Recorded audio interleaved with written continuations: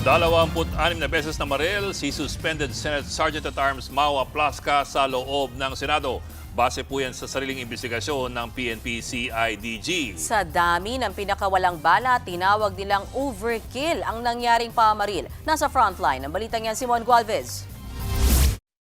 Ito ang pamamaril ng mga tauhan ng Office of the Senate Sergeant-at-Arms sa hallway ng Senado noong May 13. Kasunod ito ng inakalang pag-aresto kay Senator Ronald Bato de la Rosa ng mga tauhan ng NBI. Sa investigasyon ng PNP Criminal Investigation and Detection Group o CIDG, aabot sa 44 na basyon ng bala ang na-recover sa pinangyarihan ng barilan. Karamihan, pinaniniwala ang galing kay suspended Senate Sergeant-at-Arms at retired Police Major General Mau Aplasca. Itinuturing itong overkill ng CIDG. We presume that the 9mm CC Scorpion Evo na ang may hawak and 26 na putok po ang lumabas doon sa baril na yon came from Sir Mau Aplasca. Yung mga tama po doon ng mga bala, makikita natin through the glass window. Sobra-sobra yung pinaputok doon ng usaa na wala namang pong umaatake sa kanila.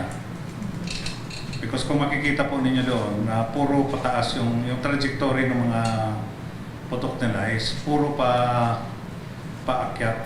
Bukod kay Aplasca, natukoy din ng CIDG na 2 pang tauhan ng OSAA at isang agent ng NBI ang nagpaputok din ng baril sa naturang insidente.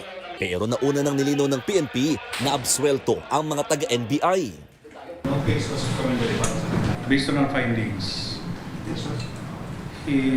the concerned 2 NBI agents acted professionally.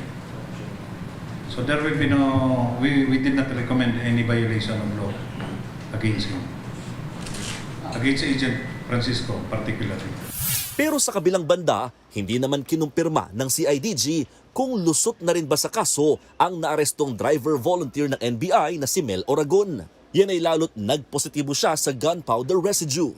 Pwede possible na nasa because dumapa siya doon sa crime scene where exchange of gunfires were exchanged. Pwede pong gano'n. Pwede rin na dahil kasama siya ng mga NBI.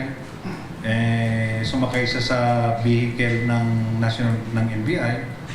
So may yung mga gunpowder residue doon pa po. Nilinaw din ng CIDG na pasok ang OSAA sa Private Security Services Industry Act. Kahit sabihin kasing government security unit ito ng Senado, hindi pa rin daw ito matuturing na law enforcement body gaya ng PNP at NBI. Kaya lumalabas na saklaw pa rin sila ng implementing rules and regulations ng nasabing batas. Wala po silang police power. And you cannot ask a law enforcement officer to lay down his arm. So, yun po ang natin. That's why makita mo ninyo doon sa Senate, may Marines at may Police Security Protection Group to beef up the security there. Sa programang Ted Filon at DJ Chacha sa 105.9 True FM, sinabi ni Senador Ping Lacson na hindi dapat makialam pa ang Senado sa investigasyon para hanapin ang may kasalanan. Dapat daw mag-focus lamang ang Senado sa pagresolba kung paano ito hindi na mauulit. Suggest ko ito, bayanan na lang natin yung NBI, yung PNP o DOJ man ang magsagawa ng investigation. Ilimit na lang namin yung aming Committee of the Whole Inquiry or Investigation sa pagbabalangkas ng remedial legislation o kaya administrative remedies para hindi na maulit yung gano'ng mga pangyayari sa Senado.